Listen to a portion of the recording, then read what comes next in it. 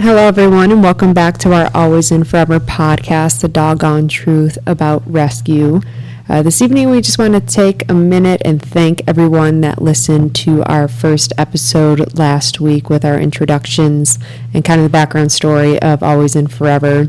Tonight with me, I have again Jennifer Adolski and Rita Napaloo, and myself, Sheila Sickow, and we kind of just want to go over quick the purpose of our podcast and kind of reintroduce ourselves. And then tonight we're really going to focus in the new vision of Always and Forever with the Homestead. But kind of going back to why we started the podcast was Always and Forever has been very successful on other social media platforms with Facebook, Instagram, TikTok, and we wanted another way to kind of share the stories and the background and the purpose of Always and Forever and get the word out as much as possible. And I think the biggest thing for me that comes to mind when I think of Always and Forever is that it's one location, but it's actually four. And the main one everybody thinks about is the Little Red Barn, and then there's also the Little Gray Barn, and then the Osawatomie Pound. It only took me about 4 years to pronounce that right, and I think I got it this time. Perfect. The Little White Barn, also known as Greeley, Kansas. So there actually is 4 different locations under the umbrella of Always and Forever. And then I also know that there's cats and kittens that are available for adoption. But today's episode, we are actually going to start talking about the newest location. Okay, so Jen, January 1st of this year, you made a post on Facebook that the 40 acres behind Little Red Barn was for sale. April 15th, you closed on that 40 acres for the future homestead of Always and Forever. Can you please brief your listeners on the background of that? Absolutely. I guess, where do I begin? When I first started this dream, and I think I shared this last time, I don't remember if I did. When the dream came into my head, I posted on Facebook that I'm going to buy a farm and start a rescue. And I am a big believer of putting your dreams and faith out in the universe and then trusting that you're just going to find a way. And when I moved into the Little Red Barn and we got open, one of our very first volunteers was a realtor, and she's still very active with us, Amy. And we talked about expansion because what we were doing is so good. And we just wanted to share it, and we knew that we were going to do more even before we even knew what we were doing with our own Little Red Barn. And so we really just kind of joked about purchasing the 40 acres behind us, and it wasn't for sale, but it was just a beautiful piece of property. And so we chatted about it, we joked about it, and then we kind of let it go. As time evolved and we became a true rescue, and we started to figure out what we were doing, and that there was such a great need to save animals, not just dogs, not just senior dogs, but all ages, cats as well. We expanded, and there was a little rural pound in Osawatomie. And before we came there was only one rescue pulling dogs, and they weren't able to pull all of them, and a couple cats, and when it was full, they would mass euthanize them. They weren't open to the public. People who lost their dogs weren't called on their chips, and it's a very small town with not a lot of funds, and very good people behind it too. And what you find is people want to help, they don't know how, and so many people didn't even know this pound existed. So we've been working with the city. The second we were able to get in there, it's been 3 years now, we volunteer and donate 100% of our times and funds to take care of every single animal within that pound. Over the past 3 years, we've also raised $200,000 to renovate that pound. So we are working with the city to begin construction to turn it around from the horrible past that it used to be into an incredible future that we see it. So that was kind of our first expansion. Another way that we found to help save lives was the Little Red Barn is an open living style environment for anyone who hasn't seen it. The concept behind it was to have it as much of a home-like environment as possible. So their dogs aren't stuck in cages all day long. They get to roam free, go in and out in the yards. We've got 4 or 5 fenced-in yards. So it's really living the life that they deserve to live right now, not just waiting for someone else to do it for them when they get adopted. But we found that dog-reactive dogs are put on kill lists, and they're put down. Tons of rescues aren't able to take them. So we used boarding facilities to save their lives. So we were paying several boarding facilities to put our dogs in until we were able to find them a home. And I think anybody who knows, a dog reactive dog is very hard to place. Even though a lot of people only want one dog, they don't want a dog that's going to run across the street and attack another dog, because there's a ton of responsibility, and not only that, liability when it comes to being a smart handler with kids, with other people. But we do truly believe that every life matters, so whatever we can do to save them, we will. And we were paying boarding facilities an obscene amount of money to save them, and we were paying them to take care of our animals. And while they do a phenomenal job, it's not what we wanted for them. And so we rented a facility in KCMO. That was kind of our first next step at an expansion. And then after that, it's so funny because I totally got lost because we're supposed to be talking about the homestead. But all these things kind of, what you find in rescue is, I guess everything in life is that it leads you to where you're going to be today. So we had to learn how to take care of one facility, then learn how to take care of the next, and then the next. And then another rescue started to go under, and they had about 80 animals, and we had just taken in 15 animals from another rescue in Oklahoma that was also struggling and going under. So I'm going to get to the land, I promise, and we had already purchased land in Homestead, but our next location ended up being in Greeley because another rescue had gone under. So we took 100 animals in 1 week, and I really truly think everything leads. There's so many lessons along the way, even though we don't understand what is going on half the time. All of a sudden, we end up having 4 locations. So we have these 4 locations now. And in the back of our mind, rewind to last year, 2021, we were sitting as a team and talking about our dream and what we want to do. And it is buy land and put barns on the property so that we could all be together. Now, this 40 acres wasn't for sale. So we started looking at land all over, and we put a video together, and we put it out in the universe and said, our dream is to wake up into a world where every animal is treated with kindness, dignity, respect, and most importantly, their life has been touched by love, even if only for a moment. So what we wanted to do was have a property where all of our animals are together, and more importantly, we are the ones taking care of them at the standard and level of care to where each one is treated like our own. And you guys work at our little gray barn in KCMO, and we go back 5 years, and we know each other from everything. Like, our values align, and I'm gonna say this probably every single episode.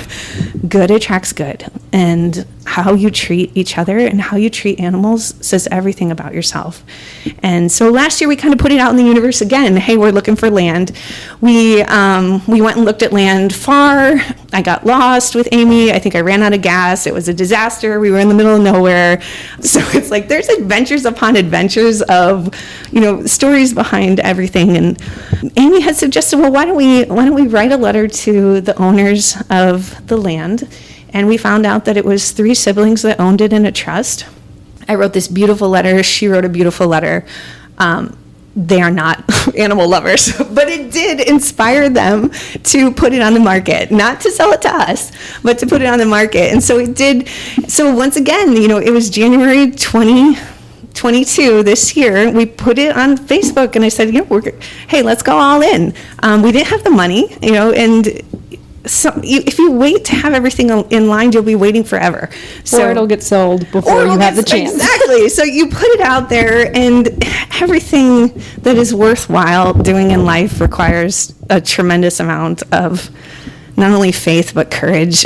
Courage to screw up, to fall flat on your face. We do that. We do that openly, publicly, and we share our mistakes too, and we share our joys.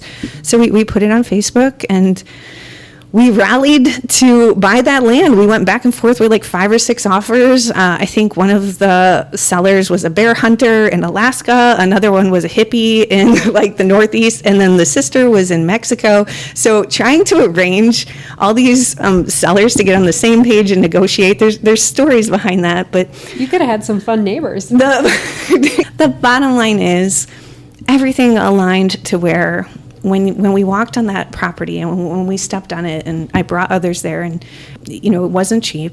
Land is very expensive right now, but you could feel that we were meant to be there and that animals were meant to be saved on this land. There is such a deep connection with the history of the couple that used to own not only my farm, but the surrounding farms to where they saved animals too. So God put us there, and God guided us there to be there. And we've got some hurdles ahead, but it was 100% meant to be. And that's a very long, disjointed story as to how we got to our locations in the barn. But I think it's important for everybody to know kind of how spread out the organization is right now and how much extra time that takes communicating. I don't know, how many group messages are you in, Si? I don't even know how many. We only work at one of the locations. And so if you work at multiple, well, if you work with the dogs between vet rides, freedom rides, fostering, adopting, community events, and then having that at 4 different locations for well, and you know what? Shame on me, because we do have cats at PetSmart. I mentioned them at the beginning. I remembered. We aren't at the point where we can have cats at a facility because obviously our dogs might potentially eat them. And so on our homestead, the dream is to have 6 to 10 different barns, a big red barn to where we can have suites set up for our single dogs. We can have play groups. We have a replica, another little red barn. Everything is treated like a home-like environment. So we can do social groups, play groups. We'd have a community center is there, and we want to have Sunday's Senior Pancake Day and bring senior citizens out there to have pancakes with our senior dogs. It's about inviting the community in to be a part of something bigger than themselves. And when it comes to that, I do think that it's important to note that we are still by appointment only, so we are not truly open to the public. A lot of that is for the safety of the animals, the safety for the people, and liability purposes as well. And that's what we've done at all of our locations right now. So like I said, it's just an extension of everything that we have learned with respect to the steps along the way to get us to where we are and continue this dream. And I think once you do put all of the locations into one, just the amount of time, resources, and energy your volunteers and staff are putting into the different ones, Kassanat, I'm very excited to see the results and what that looks like. Absolutely. Nothing compares to the energy that you feel when you walk into the barn. So imagine walking into not only one barn, but then walking across a wooded pathway with birds and trees and nature, and taking a dog for a walk, and then walking to a different barn where there's 15 or 16 different dogs there with maybe the younger dogs or the puppies or the senior dogs, or even the hospice or sick dogs. We're going to have everything there to make their quality of life and the quality of life of the people that are being involved better. I wanted to mention that you do plan on having a hospital there specifically for the dogs. Yes. Currently, we have certain staff that takes the animals to their appointments, emergencies. Can you share more about how that would be with the homestead? Kind of how it would speed up things in the process of when dogs get brought in, of finding out where they're going to go in that vetting process, which I know we're going to do a whole episode on dog intake our next episode. So we do plan on having a veterinarian center on site. So when you pull into one of the driveways, it will be a gated driveway, 2-way entrance, and you'll see the community center in front. And then to the right of that, you'll see our veterinarian hospital. Now, the buildings will go up in phases, obviously based on funding that we raised, and we will be doing a capital campaign. But the vet center, goodness, when we take these dogs in from kill shelters, I shared this last time, we are taking the ones nobody else wants. And significantly, we've taken in numbers of dogs that are dying. And sometimes they're only here for a couple days. And if they're going to be in our care and go to emergency care or go to another doctor, we're there with them. We're there with them as much as we can and as long as we can be. We've kind of had battles with different vet centers of trying to get kicked out, and we want to stay. And if we have a vet center where we can be there and hold them when they have no one else, especially if their time is coming and the amount of time left is unknown, that is everything to them, because I would fight to my last breath to hold my dogs as they're dying. And why don't we do that with rescues? Why is it okay? You're hitting the heartstrings, because I think a lot of the listeners, and you've been there or you've known somebody who has gone through that pain. And I'm blessed to have you, of when I went through that earlier this year with one of my dogs, of you opening up the farm for me to bring her, and it was a very peaceful passing, and we got to sit under the tree and play music. So to you be able to offer that peace and serenity and openness to go through that process that none of us ever want to deal with, but have to. And you know, would be changing. Like, there's peace in the release of dying, and people shy away from it and they're scared from it. But when you know that you are the only comfort to an animal that is suffering, and not only any animal, but your animal or a rescue animal that may never have known love. To die in a vet center isn't actually bad, in my opinion, because I have found the vets and the vet techs care. To die in a kill shelter, to die in any shelter or a pound, that's where the true horror lies, in my opinion. To the families that dump them off in vets for them to do it because they say it's too hard, I will keep my opinion to myself on that. But, you know, not everybody has the same strengths as everyone else. And that's where, if anybody ever wanted someone to be there and hold their hand and be the other side, we offer that as well. So nobody has to go into end of life for an animal alone. There's actually quite a few resources out there, but 100% myself or someone on our team has run over to a vet for a stranger and held a dog and helped them say goodbye. But when it comes to having the vet center, it's game changing. We have an entire vet team that picks up animals from all of our locations and drives all over the city because we use specialists all over. And it's astronomical, the amount of vet fees that we pay, because we can't put a price on a life, and we don't. And that's really where we're different from other rescues, because all of our followers believe the exact same thing. If there's a way to help them and not let them suffer, we'll find it. We'll do it. We will go to K-State, MU, Blue Springs, all over the states, anywhere. It just depends. If there is hope to make their future better, I tend to hold on to that longer. Now, we do have a med team, and so, you know, I'm not always right, but that's why we always talk as a team together. So I can't speak highly enough about our med team and every single team that has come together, because we all literally pour our heart and soul into making their lives be the best quality as possible. And so one of the things when we have our vet center too, this might take a little bit more time depending on funding, but we do plan to open up the vet center to people who are struggling financially, because there's so many good people who have huge hearts and loving homes for animals that can't afford to take care of them as they should. So, you know, we want, everything about this is just helping people and helping animals and coming together with the same mission. So you're mentioning how expensive it is for vet fees for the people that aren't able to afford it, and painting this amazing picture of what the Homestead is going to be with the different barns, the hospital, the vet facility. Could you kind of go over ballpark numbers, estimates? What do we need to do as listeners, followers, volunteers to help out and get to that number? Yeah, and absolutely. And what I can share right off the bat is we are 100% donation run. So we run 1,000,000% off faith, and then everything else is off of my donations and your donations. So truly, every single dollar does make a difference. I think we were at close to $800,000 last year in vet bills alone. So, you know, you take that expense, and when we have the vet center, you know, that kind of absorbs a lot of it, other than the veterinarian staff salaries and so forth. I do say a lot. I'm noticing that. You don't. I will cut this all out. You don't have to edit that out. It's okay. People know that. But I am currently counting how many you say. Okay, maybe I am. But it's okay. I've learned how to edit now, everyone. I've learned to edit. Dang it.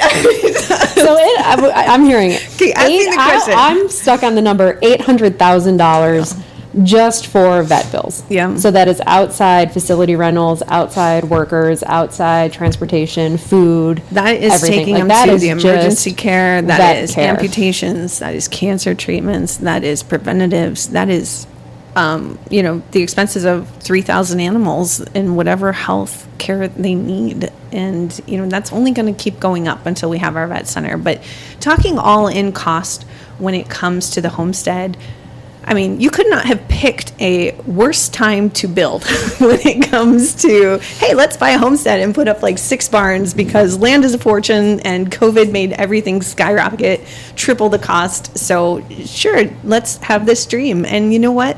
We're not going to wait until it's the right time. It's never going to be the right time. And we're going to find a way. The infrastructure alone is going to be at least $1 to $2 million. And we will be doing this within phases. So phase 1 will be the community center. And it will be all of the infrastructure, gravel, roads that we need for 4 buildings. So we have the community center, we have a maintenance building with the power, water, all of that. And then we will have our big red barn, which will house our KCMO residents as well as our Greeley residents. Woohoo, we're coming over. And then TK's tiny home will go up. And so that is one of multiple retirement villas for our basically unadoptable dogs, our people reactive dogs. And those are to the extreme cases where we know that they are safest in our care and should not be adopted out to the public, because frankly I don't trust anyone other than my staff who handles them beyond belief in such care and love. So what pops into my mind is a big milestone for Always and Forever was we just hit 250,000 followers on Facebook. And I always think of if everybody gave you $1, how much you could get to. And so I just always think of that of like if we started the fundraiser of every follower, just donate $1.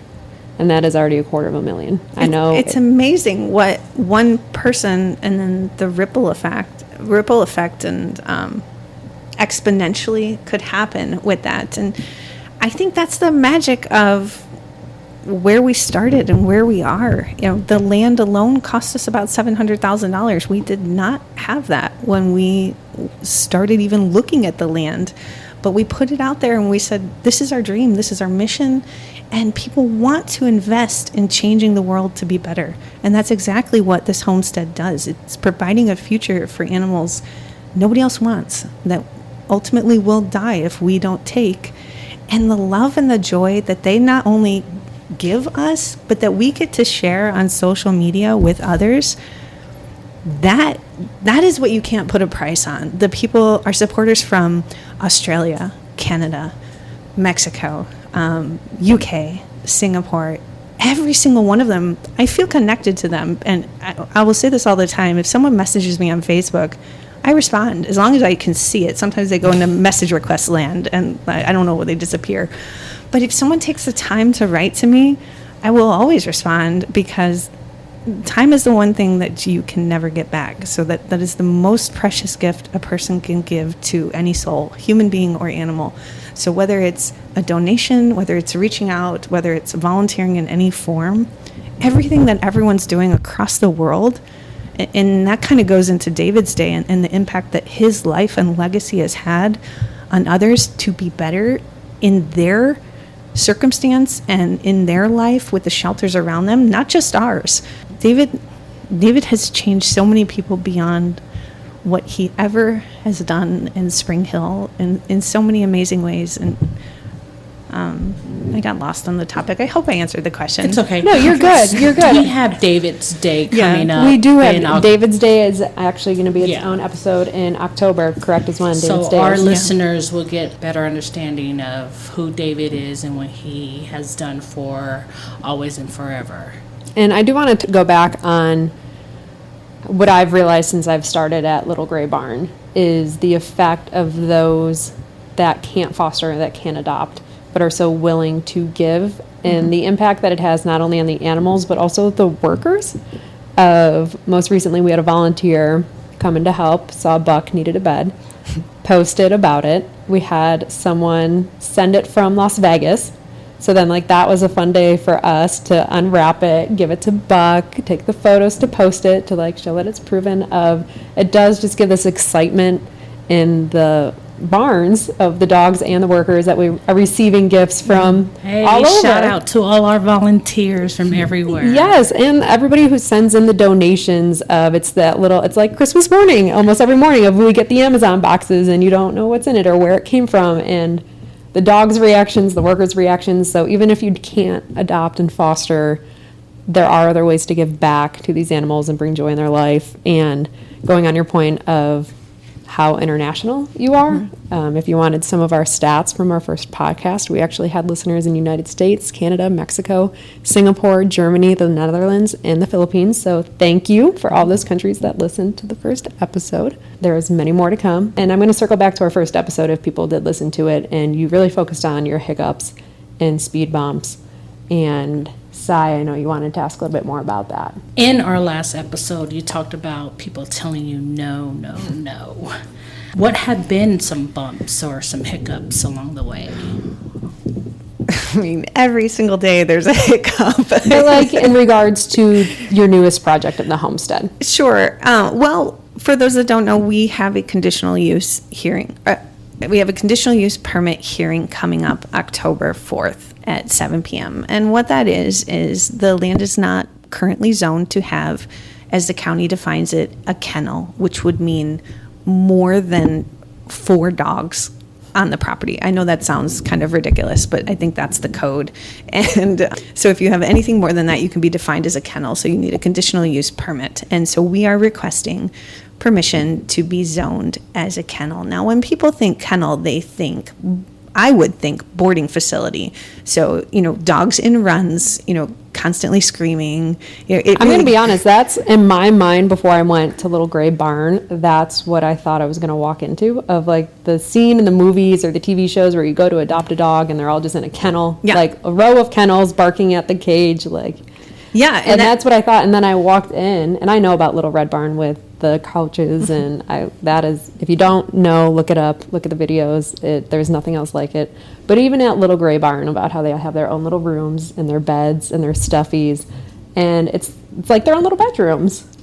There's so much peace at the barns because all dogs want is love and attention. And so if you go to a boarding facility where they're just stuck in a room where there is a dog door up and they can go in and out, but they have no human interaction, it doesn't necessarily have to be dog interaction, but the human interaction is everything because then their brain is stimulated.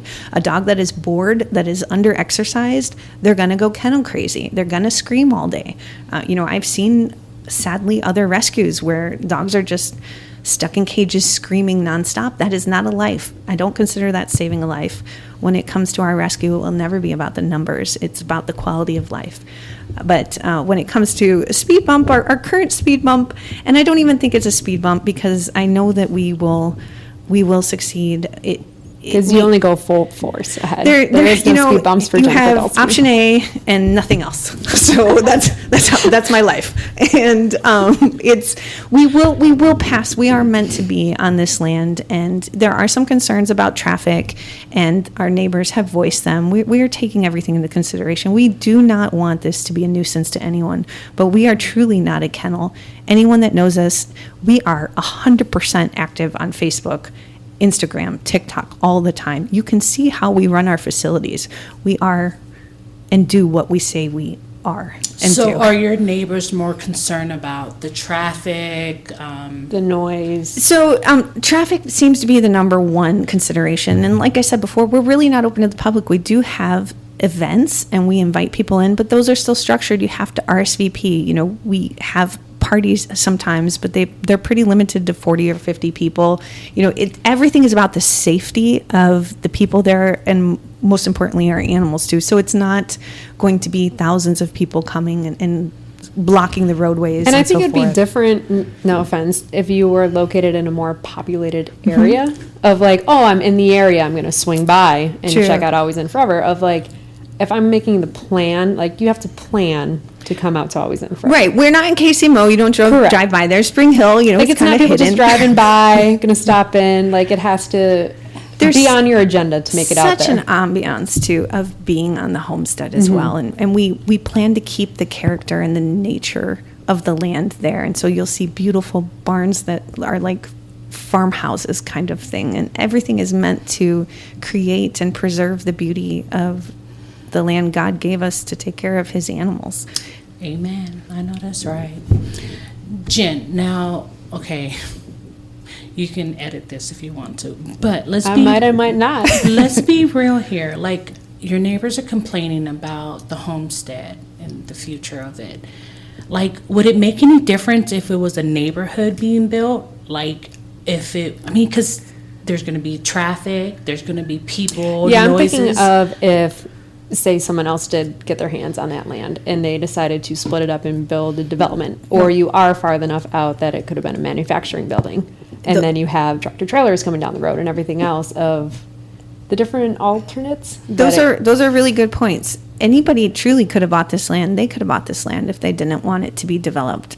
The nature of life is change. Somebody would have bought that land. It was available for sale, and we bought it. And it's our belief that we're a blessing to the community, that, we're not putting up warehouses. There's not going to be more semis going down the road because of us.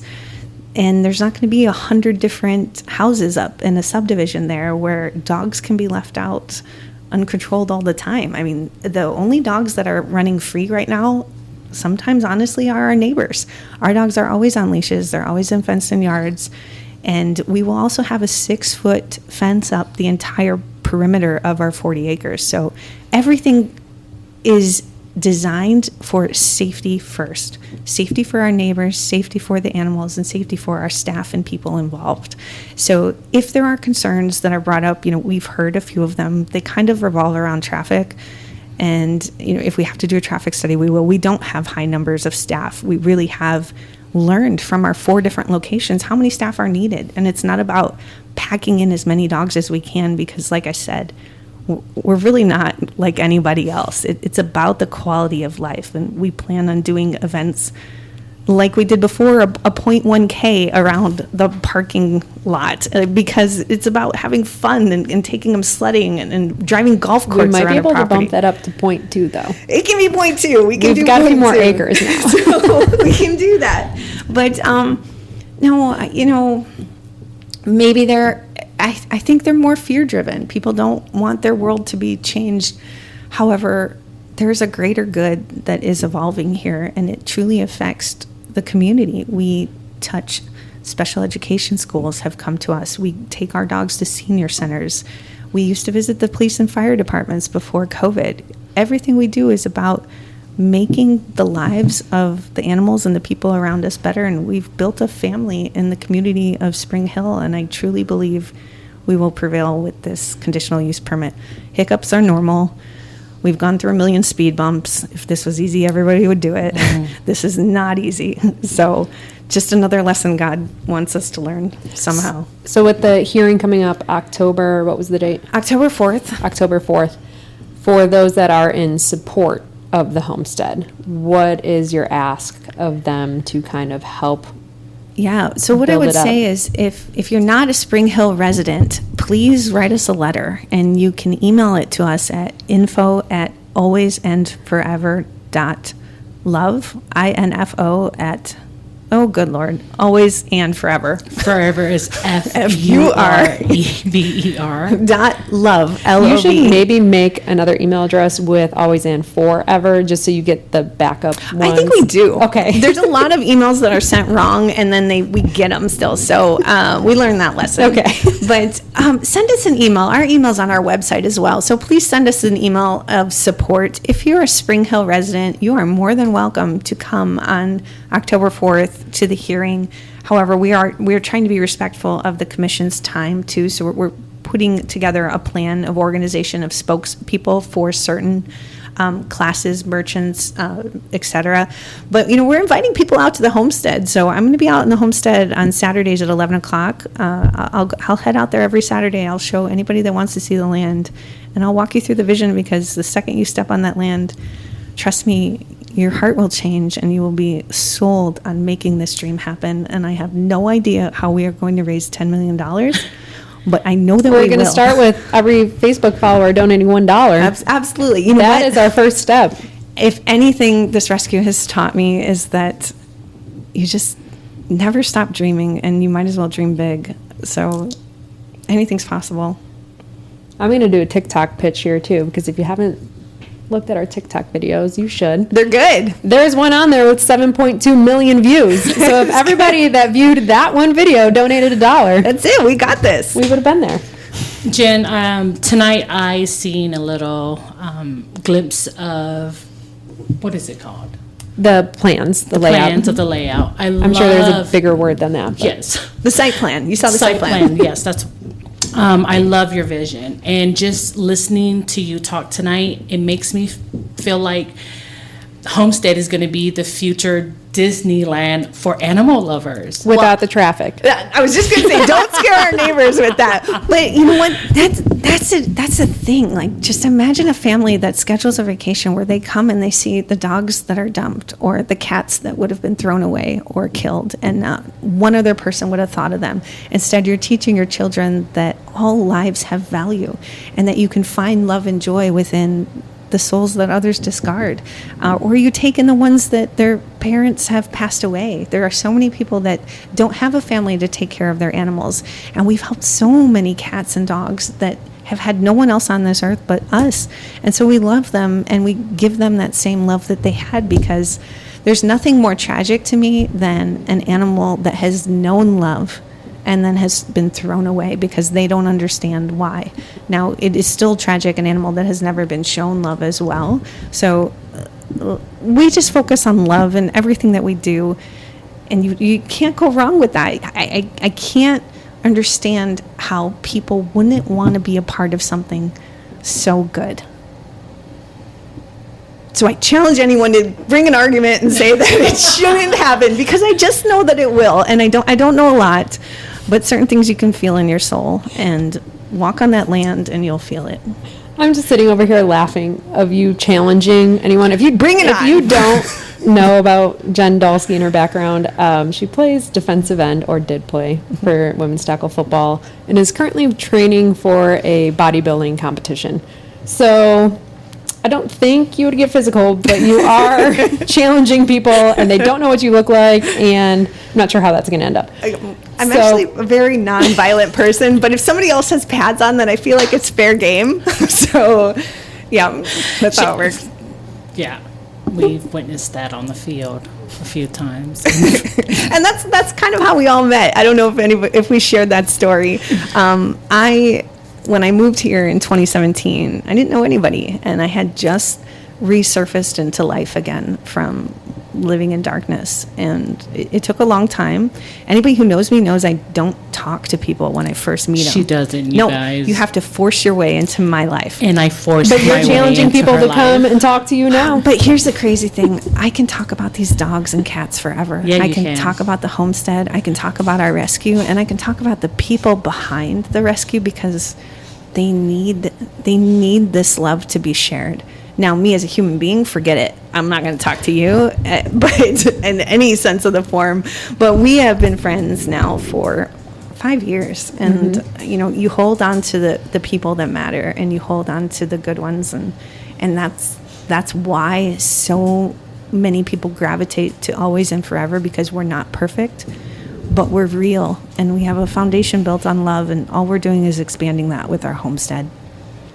So yeah, we've known each other for 5 years now, starting with football, and I don't think within the last 5 years I would have ever pictured the three of us sitting in my apartment recording a podcast, which none of us knew how to do since last week.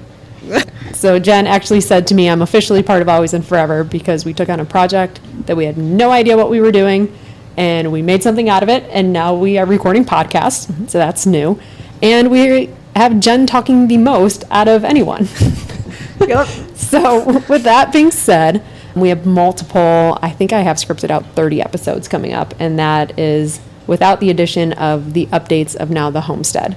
So every few episodes we will do one of that on where we're at with funding, where the plans are, kind of that future picture of it to keep everyone up to date on that. And then our next episode is actually going to be with Craig, and talking about where do the dogs come from, especially the 4 different locations, and kind of how you figure out which ones go where. Because I know some start at Little Red Barn, go to Little Green Barn, and just kind of move all over and find the perfect fit for them before they're always in forever. And I wanted to start adding in feature pet of the episode. So this episode is brought to you by Roma at the Little Gray Barn. If you want to look at her story, she is up on Always and Forever's website and has been featured in some recent TikToks as well, so check her out. She is looking for her future home, and one of my favorites at Little Gray Barn. And as always, it's never too late for a happily ever after.